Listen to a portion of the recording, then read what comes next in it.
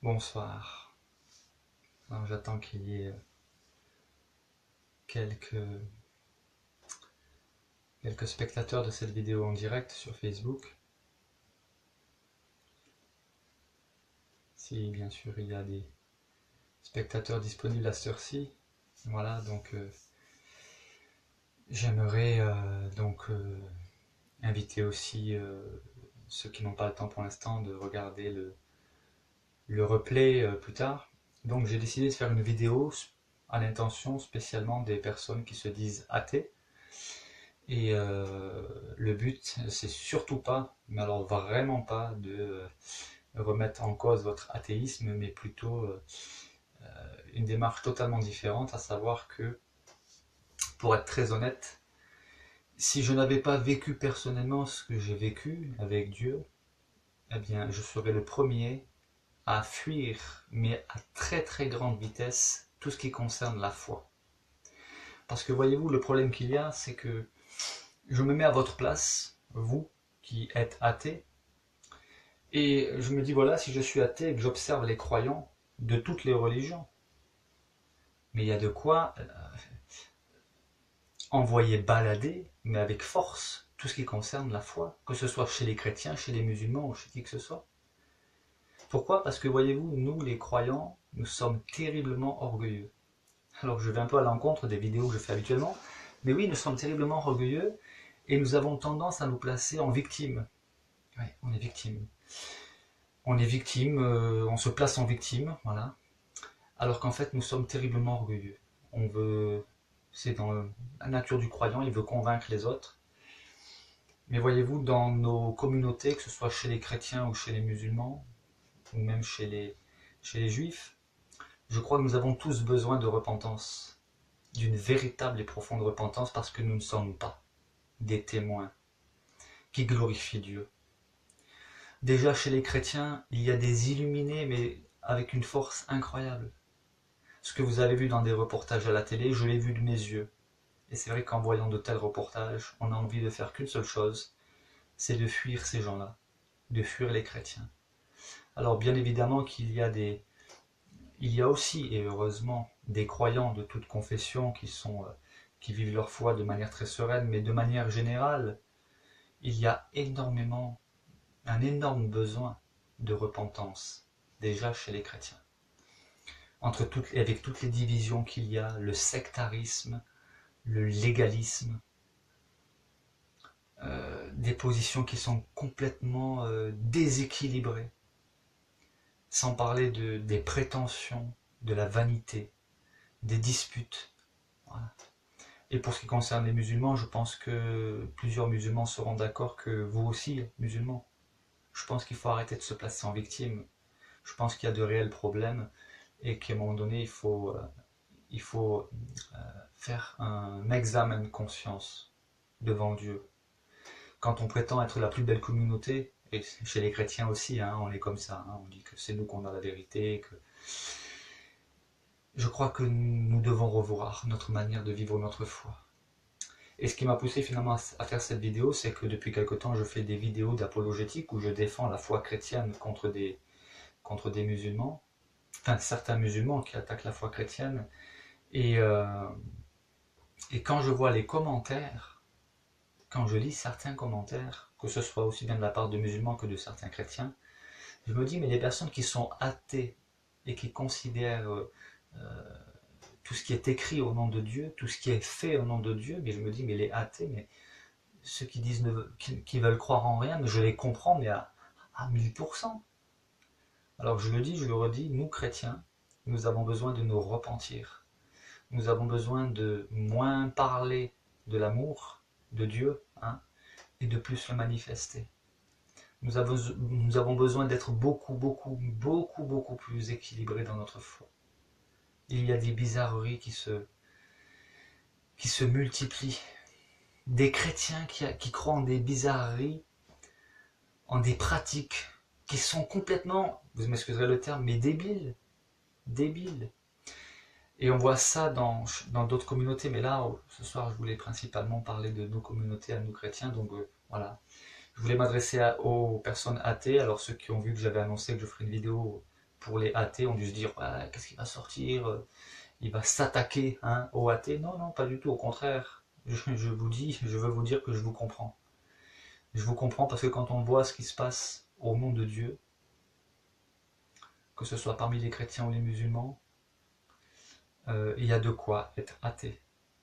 Et toutes les sectes, puis il y a les témoins de Jéhovah, et il y a les mormons, et puis dans nos milieux chrétiens, il y a plein de istes, avec, comme je l'ai dit avant, des pratiques complètement débiles, des chrétiens qui sont complètement déséquilibrés. Pourtant, on a la même Bible, on devrait être d'accord sur les choses essentielles, et pourtant, non. Donc, vous qui êtes athée, je comprends que vous n'ayez pas envie de croire en Dieu, quand on considère la vie des chrétiens, et des musulmans en général. Même s'il y a des croyants, comme je l'ai dit avant, qui sont respectueux, qui vivent une foi de manière correcte, mais de manière générale, l'image qui est renvoyée par nous qui sommes chrétiens, elle est abjecte. Et les mots ne sont pas trop forts, elle est abjecte.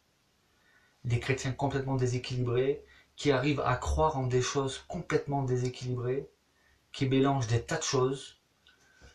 Il y en a qui veulent revenir à l'ancienne alliance. Il y en a qui croient à la prédestination, ça veut dire qu'ils vont vous dire que si, si vous n'êtes pas sauvé, c'est parce que Dieu a décidé que vous ne serez pas sauvé. Alors que l'évangile clé le verset clé de l'évangile, c'est car Dieu a tant aimé le monde qu'il a donné son Fils afin que quiconque croit en lui, pas afin que ceux qu'il a choisis d'avance, afin que quiconque, ça veut dire que nous avons un libre arbitre, mais pour certains on n'a plus de libre arbitre. Voilà. Donc ça c'est le côté chrétien. Et puis ceux qui croient aux paillettes d'or, complètement immatures, manquant de bon sens. J'ai vu ces choses-là dans des rassemblements. Ils disent oui, Dieu fait tomber du ciel des paillettes d'or, et puis sans oublier tous ceux qui racontent des miracles qui n'en sont pas, parce que dès qu'on leur demande de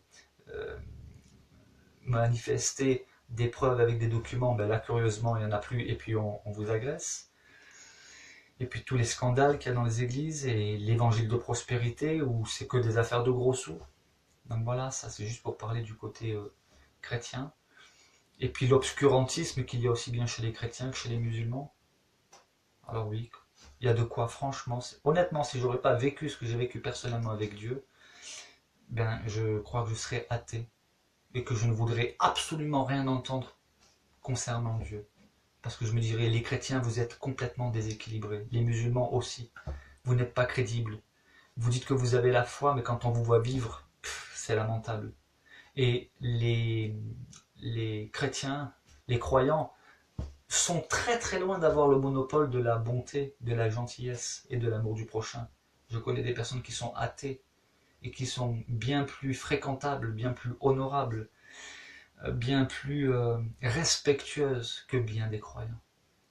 Et alors, pour conclure, je dirais que malgré tout, je reste chrétien parce que ce que j'ai vécu avec le Seigneur est tellement fort. Et on pourrait se dire comment défendre l'indéfendable. On ne peut pas défendre l'indéfendable. L'indéfendable, c'est quoi? C'est nos comportements à nous croyants de toute religion. Mais en conclusion, je pourrais juste dire que Jésus, lui-même a été scandalisé. Les pires ennemis de Jésus, c'était qui? C'était des religieux. Ceux qui avaient le plus de haine contre lui, c'était qui? Des croyants. Donc, j'aimerais peut-être vous encourager à, c'est difficile, je sais, à ne pas tellement tenir compte de ce que nous sommes, nous, les croyants, chrétiens, musulmans et toutes religions confondues, parce que nous sommes de piètres témoins de l'amour de Dieu. Je vous encouragerai plutôt à tenir compte de l'exemple suprême, Jésus. Lui, il a vraiment été le parfait parmi nous. Et on le voit d'ailleurs que même ses disciples étaient loin d'être parfaits. Les premières communautés chrétiennes, il se passait des choses scandaleuses. Mais voilà, je ne vais pas faire trop long, mais je tenais à adresser un message aux personnes qui sont athées parce que, oui, il faut le dire, l'image que renvoient les croyants de toute religion confondue est déplorable. On prétend servir Dieu, on prétend aimer Dieu et nous nous comportons, je m'inclus, pourquoi? Parce que on ne peut pas se désolidariser de la communauté chrétienne, on ne peut pas se désolidariser de la communauté des croyants. Mais oui, je me dis, pour les personnes qui sont athées, quand on considère toutes les religions qu'il y a dans le monde, tout ce qui se pratique dans le monde au nom de la religion, au nom de Dieu, il y a largement de quoi être athée. Et voilà, je parle spontanément, j'ai pas pris de notes, mais encore une fois, vraiment, ce qui m'a motivé, c'est de voir certains commentaires dans les vidéos, au bas des vidéos que j'ai partagées, et de me dire que pourtant j'ai été vraiment, enfin, je me suis efforcé d'être le plus clair possible, d'expliquer les choses avec, je pense, équilibre, bon sens, avec des explications détaillées, et néanmoins quand je vois les commentaires de personnes qui sont complètement déséquilibrées, on se demande même où est-ce qu'elles ont pu mettre leur cerveau, où est-ce qu'il fonctionne encore. Elles sont incapables de comprendre des choses complètement basiques. Il y en a certains, vont leur expliquer des choses par A plus B, et ils viennent, et c'est comme si vous aviez rien dit, et ça renvoie une image que l'on trouve aussi bien chez les chrétiens que chez des chrétiens que chez des musulmans. Une espèce d'orgueil, d'obscurantisme, d'entêtement, d'aveuglement qui est totalement effrayant et qui véhicule une image totalement déplorable. Alors là, on me dit qu'il faut parler plus fort. Alors c'est vrai qu'il est 23h, je parle pas très fort. Il faudra peut-être augmenter le volume de vos soit de l'ordinateur, soit du smartphone. C'est vrai, j'aurais peut-être dû parler plus fort. J'ai l'oreille collée sur la tablette depuis la Grèce. Ouais. Ben, peut-être mettre des écouteurs. Voilà, donc c'est un peu décousu ce que j'ai voulu partager là, mais voilà, simplement cette vidéo, si on peut la résumer, c'est une confession d'un croyant qui reconnaît que pour un athée, pour une personne qui est athée, elle a franchement des raisons tout à fait légitimes de rejeter tout ce qui se rapporte à Dieu. Voilà. Maintenant, d'un autre côté, il existe aussi des intégristes athées, ça existe aussi. On sait que le pays le plus fermé, où règne la plus grande dictature, est un pays communiste, la Corée du Nord. Voilà. Mais le fait est que, oui, nous, chrétiens, et croyants de toute religion, nous avons besoin de nous repentir, de réfléchir vraiment, moi y compris, à notre manière de vivre notre foi, de la communiquer, parce que des personnes qui parlent bien, on en trouve partout, même chez les politiques, mais des personnes qui vivent leur foi de manière à donner envie aux autres de vivre cette même foi, ça c'est autre chose. Voilà, donc pour ceux qui viennent d'arriver, qui ne savent pas trop de quoi je parle, eh bien je vous invite à regarder le replay, mais cette vidéo est dédicacée spécialement aux personnes qui sont athées. Et voilà, je voulais simplement expliquer que, en tant que chrétien, moi, aujourd'hui, je comprends que les personnes qui sont athées n'aient absolument pas envie de devenir croyantes, parce que nous, croyants, de toute religion confondue, nous avons besoin de nous repentir. Nous avons besoin de reconnaître que nous sommes orgueilleux, que nous sommes prétentieux, et que nous n'avons pas le monopole de la bonté, de la gentillesse, et certainement pas de l'amour du prochain. Entre ceux qui parlent du Dieu très clément et très miséricordieux, mais chez qui on ne voit jamais la clémence et la miséricorde, et puis chez nous les chrétiens qui parlons de l'amour du prochain, même de l'amour des ennemis, et que nous ne sommes pas capables de nous aimer les uns les autres, je me mets à la place d'une personne qui est athée, puis elle dira simplement ouais, montrez votre foi par vos actes, après on verra. Mais pour l'instant, vos paroles, c'est que des paroles en l'air. Voilà, en tout cas, moi personnellement, j'essaie de vivre ma foi de la manière la plus honnête, la plus authentique qui soit, et je suis malgré tout conscient de mes nombreuses carences. Je ne suis pas parfait, mais je dis toujours que ce n'est pas parce qu'on n'est pas parfait que nous devons nous complaire dans nos imperfections. C'est une excuse trop facile.